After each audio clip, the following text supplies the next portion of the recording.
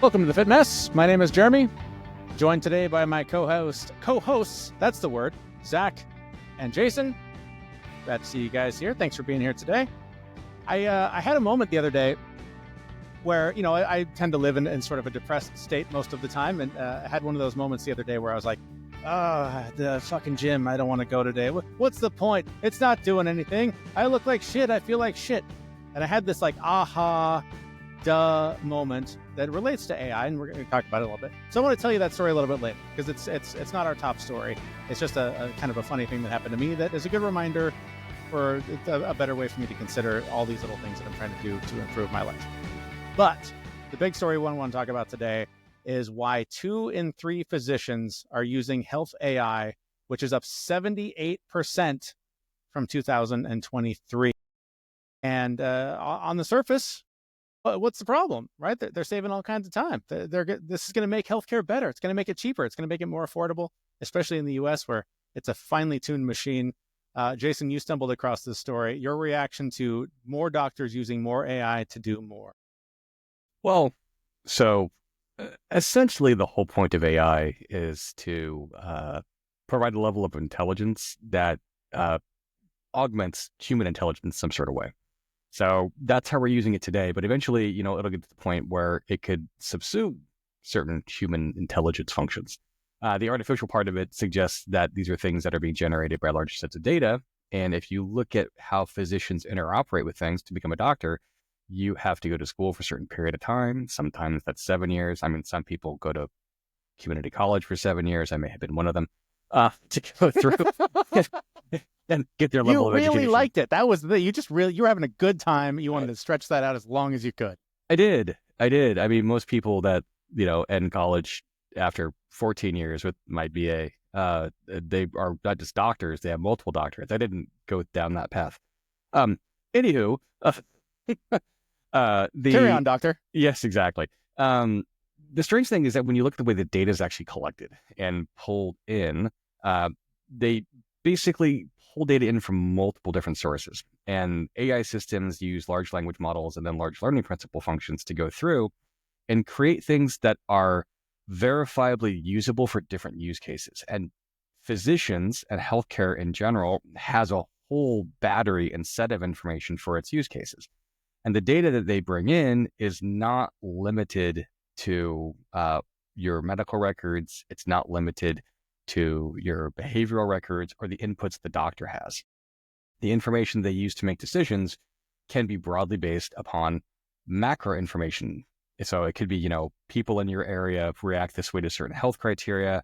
It could be you react these ways to different types of things in the environment. All these things are ways and mechanisms that feed these AI systems. And doctors are trying to take advantage of it. So 2 in 3 doctors out there are using artificial intelligence in this way to go through and help them make decisions about patients' health, about billing systems, about record systems, all these different component pieces. At the same time, only 38% of doctors feel that AI is good enough from a privacy perspective, a security perspective, and a reliability perspective to say they trust it and its capabilities more than the potential downsides. So what that means is you've got an inverted model. You have about 2/3 of doctors out there using AI, about 1/3 of doctors saying they trust AI. So that means you've got 1/3 of doctors using something that they think that they're not sure that they trust for your health. And it's scary. And so, Zach, you're the IT security professional. I want to get your take on this, but I just want to sort of explain a little bit about how these doctors are using AI. So, I mean, according to this article from the American Medical Association, documentation of billing codes, creation of discharge instructions, translation services, summaries of medical research and standards, assistive diagnosis. That one scares me a little bit. Generation of chart summaries. So, I mean, it does sound like it's a lot of admin work. They're trying to free up a little bit of admin space to, focus on other things. But what's the risk here? What's the danger? Zach, what red flags are going off for you as you hear doctors are using AI to do part of their jobs? So the diagnosis part doesn't scare me as much as all the other parts do, because again, like we all Google our own symptoms, and right, that cough is definitely a brain tumor, like all those things. But, and I've used, yeah, You're saying I'm not going to die? Is that? yeah, Oh God, thank I've God. used AI to write performance reviews. I've used AI to like, it really does help if you're one of those people who like, if you're looking at a blank canvas, you can't do anything, you can generate something to edit, and then you can go edit it. Now, if my medical charts and my information that other doctors and other professionals are going to make decisions on is based on AI stuff that could be wrong, could be right, that's where it gets scary, is like how long before my medical chart is like way off base, right? From what it should be, because AI was like, oh, we'll just put this in there because I think this sounds cool. And, the doctor told me to write this in, Donald Trump style. So it's all about like, it's going to be great. It's going to, like, who knows? Perfect health. Exactly. So I Nobody's ever been more healthy. I think that doctors will more than likely, if they use it for diagnosis assistance, right, they're probably going to double check that work. I wouldn't be as concerned about that because they're using other sources for that anyway. It's more like again, my personal records not being updated correctly, errors that people aren't catching, because I know everyone else does this. You ask AI to write something and you skim it and you say it looks good, and you don't read it in detail. I mean, I do read it in detail, but most people don't read it in detail. Yeah. Well, that's what I was thinking too, as I was sort of considering the different, pros and cons of this, is that, this could open up an entire new industry in healthcare of basically proofreaders, right? So if the AI is going to create the content, we need somebody who can actually, with an eye for detail, figure out, is this correct? Is this what the doctor said? But I guess the other thing that scares me, and I think this is maybe what you were getting to, Jason, is the idea that, this information is being fed through some external tool. And again, what kind of data is being collected? How is it going to be used? Who has access to it? I mean, that's the thing that scares me. Aside from, Dr. Google telling me I have brain cancer because I coughed, what does Elon Musk suddenly know about me because AI was used to figure out that I don't really have brain cancer? Yeah. So there's a couple pieces here. So you can use AI and ML to collect information and to enrich it and to put the information into context.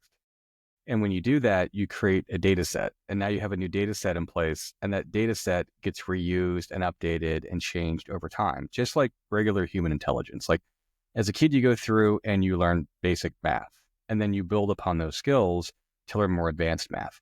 Well, if you were shit at addition and subtraction when you were a little kid and it didn't get any better and you came up with the wrong answers, and then you start doing more higher order math later on, you still haven't solved the fact that you were shit at doing addition and subtraction, and that's going to affect all future calculations. The same is true with AI. We are not aware necessarily yet of how good the information and data they collected is. We're just assuming that it's okay. And the reality is that the people that are writing these models, doing these checks, most of them are not medical professionals and are not professionals in those industries. So you have human augmented intelligence and human augmented auditors. Like there's entire companies out there like Scale AI, for example, that does this. And there's the Mechanical Turk from Amazon. All these pieces in place where they say, we're going to take these models and then we're going to learn on them. And I think it's called real human augmenting validation, something like that. But the idea is that you're going to take experts to review these things to try to make these models better. That's great for companies that do that. A lot of companies aren't going to do that because it's expensive. It's not cheap. And going through and validating these pieces and level of validation that you put into place is hard. And if you start taking this content and you start learning from it, creating collateral material as learning material, spread these things out, well, now you've got a disinformation problem where the AI itself could be putting out false information and bad things. And it's hard to correct that when everyone becomes so addicted, complacent, and compliant with what these things are saying. Because if we turn over our sense of authority from doctors into the hands of AI, well, now who actually knows and who's doing the right thing? It's difficult, if not impossible, to be able to extract those things from each other. And over a prolonged period of time, like you guys said, WebMD is it's going to become the thing that you're going to use to validate the thing that your doctor said. And we're going to have the Dunning-Kruger effect all over again. And we're going to have the Dunning-Kruger effect with our health, our belief system, everything else. And it's just going to create so many competing signals that a lot of people are just going to be like, fuck it. I'm not listening to any of you. People already don't trust doctors. People already don't trust medical institutions. People already don't trust the authorities in this space. And we have doctors who are supposed to be authorities saying, I don't trust this, but I'm going to have to use this because I know that in order for me to stay alive in the business world and be able to do the things that I need to do at scale, I have to have these things in place. And it's incredibly dangerous. It's incredibly misguided. It's ineffective from a costing perspective in terms of going through and using these tools to make these things faster. AI is going to help us do a lot of things much, much quicker, including fucking up. We're going to fuck up quicker and at scale. And we're going to go, well, that was great. It only cost us, the earth. Well, in the process, that's the thing, we're right? burning everything up. Yeah. Yeah. I mean, you mentioned cost a couple times there. If in the end, the goal here is to reduce the cost of American healthcare, okay, there's a case to be made. There's no way that's going to be the end result. They're going to argue that this costs more, and that's why all of a sudden your costs need to go up, which is why insurance premiums need to go up. Yeah. This is not going to solve that problem. And just to your point about the doctors themselves, I mean, according to this article, nearly half of physicians surveyed, 47% ranked increased oversight as the number one regulatory action that needs to happen. So again, now we're bringing in more people to oversee the AI that humans have been doing for a really long time, pretty badly already. So do we really need robots to also do it badly? Well, not just that. You mentioned a really salient point, and that's the idea of having insurance companies involved in this and the point of using AI. So the point of using AI is not to make things cheaper. The point of using AI is to not do anything other than make things faster. That's all it's really meant to do. It's meant to shortcut these pieces so you can execute things quicker and go much quicker. And I guarantee you, insurance companies are going to use it to deny your claims faster because they're going to use it to go through, scrape this bit of information, understand these things in context, and say, now I don't need someone to go through and read these charts. I can say no fast. Because they're going to use keyword searches and indexing functions and everything else, and they're going to stick these things together and then hope people don't look too hard. And we're not exactly in a position right now as consumers and as citizens, where we're going to have the U.S. government try to help us and protect us. These are things that are just... Yeah, I don't see a lot of now hiring jobs up in the federal government. Well, but just advocacy, right? So, I mean, the government is not... The current administration does not want the government to try to help consumers. They want the administration to enable businesses to be able to do more business-like things. And we already know that businesses in general, especially corporations, are sociopathic. They're to extract money from you and pull in. And I'm not saying that businesses are the problem here. I'm saying that our adoption of a technology that we don't understand at scale, at rate, going into actually critical infrastructure, your body, and being said, now we're going to start making decisions based upon this and then punch it into a database and then hope for the best in the future, is probably not a great way to work on health. Yeah, I mean, you guys hit on a couple of points where, the healthcare system in America is for sure for profit, right? They make money. And even in the business I'm in, AI is the buzzword that executives are hearing too, right? I have been told, get AI into our systems. I don't know what that means. They don't know what that means. And it, I always hesitated and was like, I'm not going to put AI into our product, but I'll put AI into the back end part of it and make lives easier for us. But at the end of the day, like, Jeremy, you said make healthcare cheaper. No way. Jason's right. It's going to be faster and prices won't go down. Their cost of doing business is going to go down and they're just going to keep more profits. But where are they going to choose to put that AI? Because some executive in the healthcare system is going, hey, put AI into the system, put AI into the system. And you've got people who don't know what they're doing, putting it in where it doesn't belong or where it's not necessary, where it's dangerous, where it could cause so many problems. So like on top of all the other things that Jason's talking about, like it could be a huge clusterfuck with AI all over the place where it shouldn't be. Well, and I can imagine a scenario too where, right now when you go to the doctor, you fill out the intake form and list out all the symptoms you've had. That's essentially what we're doing now with WebMD. So now I'm doing it in my doctor's lobby while I'm waiting to be seen. probably on some tablet that's going to be telling AI, these are my symptoms, and the doctor is going to basically validate what the decision AI came up with, rather than using the brain they have that they developed from all those many years of community college sitting next to Jason. And and now my diagnosis is coming from Dr. Google. And I would hope that's not the end result, but in a push to do more faster to reduce cost, I see that as a pretty likely ending scenario here. Yeah, and that what we also have to take into consideration is that using AI to get information and to diagnose treatments, I mean, all these pieces, it's not necessarily a bad thing.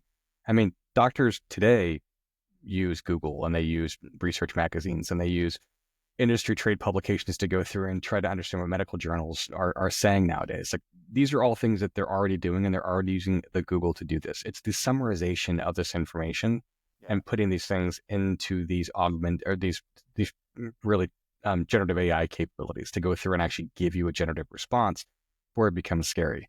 And it's not necessarily that it's going to be entirely wrong or any worse than what we have today. It's just that it's going to be harder to point the finger and say who to blame. Because if I go through and I misdiagnose somebody and I give them the wrong drug and it causes vasodilation and they pass out and they crash their car on the way home from the doctor's office and kill somebody, who's at fault? Because is it the AI? Is it the doctor? Is it the person driving the car? Who is really to blame for all these pieces? And we don't know yet. And it's the accountability factor and the fact that there really is no accountability lane in this. And there's no way to reverse engineer some of the AI pieces that come out of it and some of the information that it gives you. And most people wouldn't even know how to do it. And that's the scary part, is that these things they're just way outside of our zone of control. And doctors don't move fast. Like, they don't change their opinions quickly. They tend to move slowly. They're moving fast on AI, and they're moving fast on AI because there is a economic reason and incentive for them to do that. But also, all the tools out there that are in the medical industry are making this shift towards AI capabilities as well, because they're trying to get rid of their backend developers. They're trying to get rid of the people that actually do data entry. So we're just handing more and more of these things over without looking at what the controlling functions are going to be over time. As the signals go up and the data gets more polluted, what you're going to wind up with is more noise. And the signal to noise ratio is the really, really big thing. So we have a ton of noise coming in. We don't know how to decipher it and turn it into a signal that says, this is what you should do. AI is supposed to help us with that, but the way that we're implementing it and instrumenting it, it's going to make it worse because we're not putting filters on those signals. Those signals are rapid firing coming towards us, and they're just turning into noise. And then we're relying on these experts to try to tune these things down. And I don't think they're equipped for it. I mean, I'll be honest. The old Air Force physician that worked on me as a kid when I had allergies, or the time that I blew my ankle out, if you told that dude, hey, talk to this robot and have you tell you what's going on, I'd get a fuck you, kid, as he's smoking a cigarette and blowing smoke in my face from my allergy discussion. Yeah. But he's also the guy that probably would have done the best job of treating me for my allergies compared to how things are today, because he actually would have taken the time to do a test and run through these things and not just said, denied because your healthcare doesn't support these pieces based upon some arbitrary information that we extracted in these layers. It just makes things harder, and people are going to give up and they're going to not try. And they're like, I don't care. I'm going to go take ginseng and ginger and hope that I live. So that's exactly where I wanted to go next with this, is desperately clinging to any glimmer of hope in this. What do we do, right? What's the solution? And to me, I wonder, are the naturopaths out there chomping at the bit, because this means people are going to want the more, holistic approach to healthcare. They're going to want the hour with their doctor to talk about their diet and what they're doing differently and what's going on. Does this shift us more into hippie mode, where we're a little less reliant on the traditional medical system and starting to look for alternatives because we don't trust the robots that they're using? Yeah. So my ND's an MD, and I've had a couple of discussions with him about, how do you feel about AI to generate diagnoses or feeding this information? And he goes, well, I mean, we've been using it to some degree for a long time anyways, whether it's, the naturopathic side or the actual medical doctor side. And looking at these bits of information, understanding these things doesn't necessarily mean you're not going to get good outcomes. It all depends on who's probing the system and inputting information. I think it's a false dichotomy to think that it's one or the other. I think the reality is it's going to be an amalgamation of these pieces.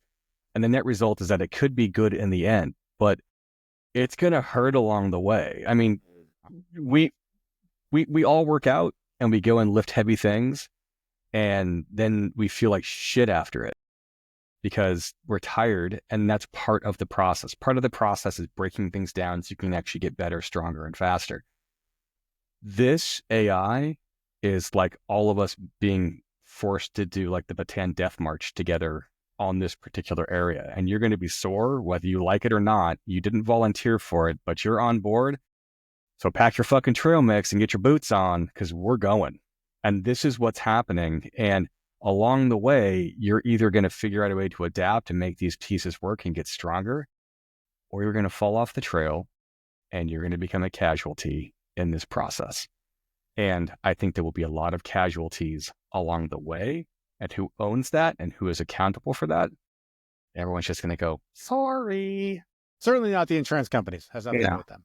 And I agree with you 100%. Yeah. Like I have put a few models in place at work that, augmented humans or made humans superhumans to some extent.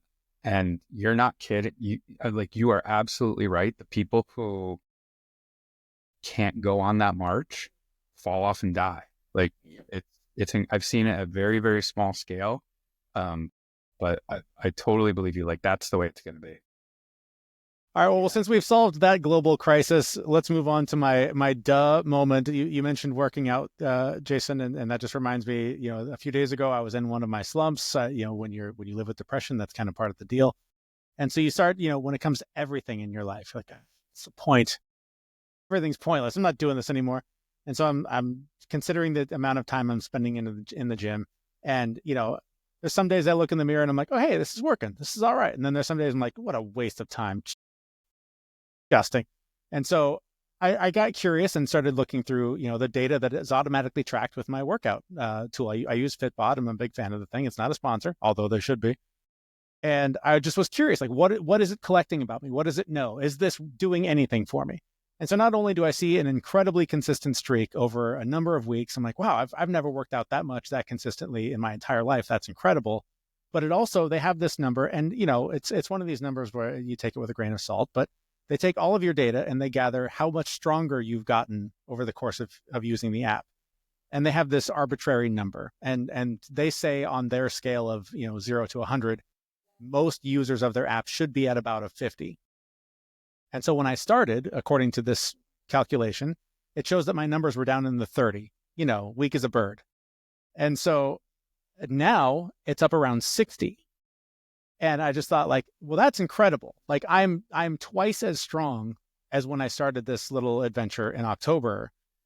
And it hit me over the head with something that Zach, you and I have talked about on this show forever, and that I've always been incredibly miserably bad at, which is tracking things.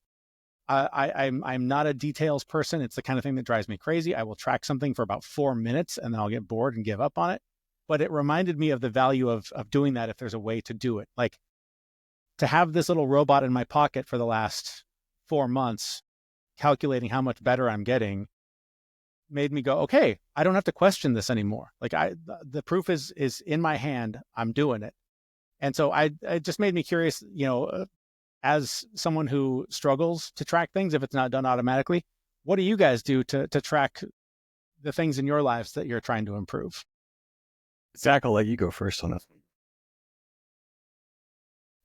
Well, I don't think we have enough time to go through all that, but I have. Well, you're kind of a psychopath when it comes to data. So I took a shower right before this. So like, you can't see it, but like, I don't have my Apple Watch, which tracks things, and my Whoop that tracks things, and my Aura ring, and my bed that tracks things. I mean, these are all just like the general things I wear every day. Yeah, no, like, I feel like I should be making gang signs with my. I know, that's what we're doing over here. But I also track, like, it's just a habit. Like I use MyFitnessPal just because I like it. It's got good macro that you can track with it and things like that, and some good catalog of things of food there. But I also track a lot about, I work in data, so like I'm just a super big fan. So whenever I see anything that I want to track, I don't know, it's just about discipline. Like I look over and I see Jocko's book, like, and the initials good. I'm like, okay, it's going to suck to track all this stuff. And I just get down with it. I've got so many spreadsheets and so many things. And, my better half calls me a nerd, and, she says it in probably a negative way. I think it's a positive thing because I like to do that stuff. So I don't know. It's just part of my culture. It's part of my DNA. I don't know. I love looking at that data and looking at, the changes.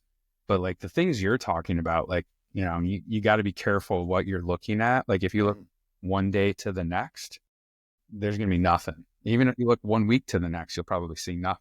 Like you need to understand that in order to see those differences, you've got to be consistent and have that months and months and months worth of data in there to see the changes.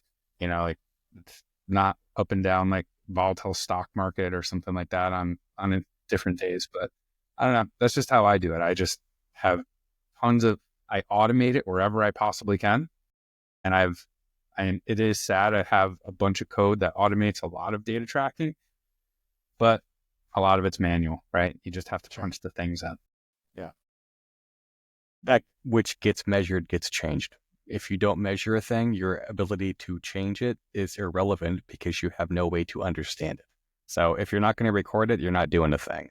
So Jeremy, this app that you had that said you are stronger, what signal messages was it based on? I have to imagine that it's measuring the amount of weight that I'm lifting at in any given session, And are session you after telling session. it the amount of weight that you're lifting? Yeah. It's like how many reps, how much weight over the course of a period of time. So I'm sure, if I look back, I was lifting, probably half of what I'm lifting now.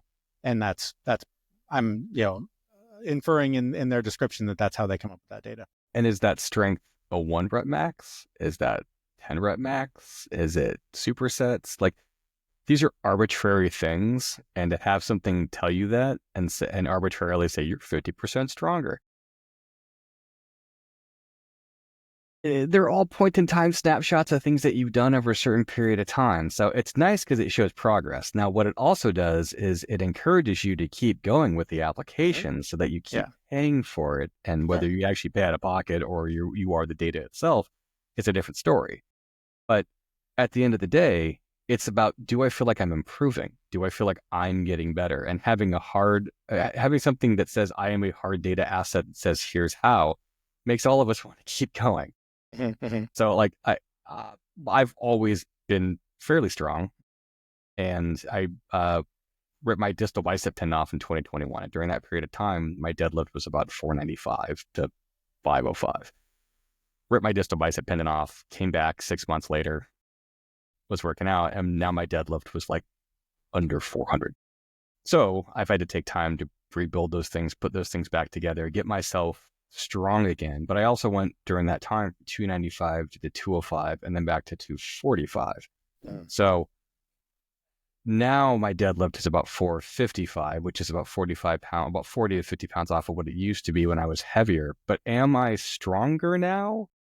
Like maybe if you look at it as a relative ratio of what my weight was before, how those pieces go through, my cardiovascular improvements have occurred, and I can do a lot more pull-ups and I can do a lot more other things. But strength is a relative term, and it's nebulous because it's not a definition. It's defined in context of the thing that you're trying to look at. So measuring those things over time is the only way you can figure out if this shit's worth it or not. And by the way, if you're looking to not feel bad when you work out, no. Right. I mean, Nietzsche basically, from a philosophical perspective, said that, the experience of humanity is suffering. So in order for you to improve and get better, you're going to have to suffer for a period of time to make those things better. Diamonds happen because you put coal under extreme pressure. So you can be happy coal that's not meant to do anything, or you can be a diamond getting shaped into something better. But at the end of the day, does that matter to you? Do you give a fuck? Like, do you care whether or not these things pan out? And that's an individual thing. And you're going to have to figure that, every person has to figure that out for themselves, what the value is of this and what the real meaning behind it is. And nobody's going to be able to give that to you. You're going to have to figure that out for yourself. And talking about this in the context of depression and going, what am I doing? What's the meaning behind this? I find that when I go to work out, if I just go, there is no meaning to any of this, I'm just putting myself through suffering, makes it much easier for me to just go and do the thing and then come back and look at it later on and go, all right, it doesn't matter whether or not anything's better or not. I decided, I committed myself to go and do this. I'm going to go and make it happen because I'm a stubborn asshole. And I think if other people take stubborn asshole approaches to just going and doing these things and then looking at the results at the end, that's when you actually see the real value and the benefit. And if you set your goal as I want to be X amount stronger over this period of time, no, because there are physical and physiological things that might change. You could break something, you could get wrecked, but that's not it. If your real goals should be, I showed up this period of time, I tried these things. And part of that is that data tracking. I tracked my data. That's a showing up piece, and showing up consistently, trying to do those things and measuring them at the end will give you motivation to keep showing up and doing the shitty thing. Yeah. And in the end, that is it, right? Like my goal is not to weigh X. It's not to bench X. It is literally to show up every day and do the thing as much as I possibly can. But when the darkness comes and everything feels pointless to a, point that it is kind of, I don't like to use the word crippling. I just can't think of a better word, but it's this very, it shuts me down. And so so it was encouraging for me. And we talked a little bit about this on another episode about like the million points of data that all these things gather to give you this arbitrary number that's supposed to mean something to you. So like the Aura Ring and how my readiness score, like what the hell's readiness? I don't know. But if it says I'm at 90, let's go. I don't know what that means, but I'm pretty ready. And there's some days when it says I'm at 90 and I feel like it's at 60. And I'm like, well, I don't believe you. You're wrong. But it was just it was a cool thing that I needed from an external point of view to go, something is measuring progress in a positive direction. So whether I'm actually half, or double my strength that I was in October, I don't know. But this arbitrary tracker says that I'm in a better place than I was then. And it's because of the fact that my goal is to show up every day. And so that was what I needed from an external point of view, because I know that for a lot of my life, I've depended on, this doesn't feel right. This doesn't feel like it's doing anything. My feeling about this isn't pushing me in the right direction. Sometimes I need that number that says, no, you're fine. Like it might feel like it sucks right now, but it's actually working. So just keep going. So that, I think, in the end, no matter what path you're on, tracking it will help you have the external data that tells you, yes, this is working. So that was just sort of the aha moment that I had that I thought was worth sharing in case anyone else struggles like I do to pay attention to those terrible details.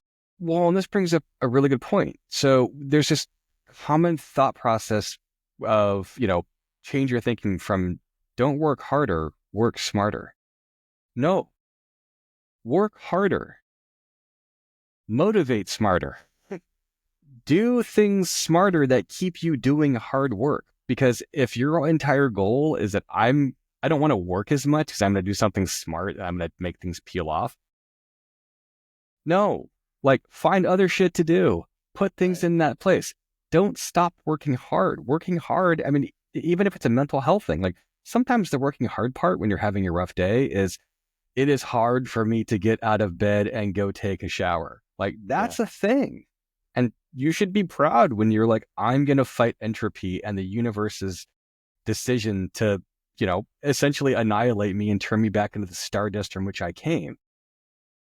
If you just make all of these small, little tiny things, little tiny incremental existential crises that you're going to deal with, perfect. Do that. Make them small, measurable, repeatable, attainable. All those things are great.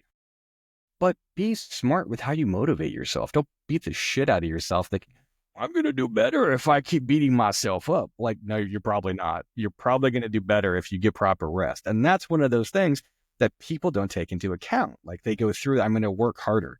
Great. How are you going to rest harder? Well, you're not. I mean, that's part of the motivation factor. How do you do those things, prioritize those pieces and put them in?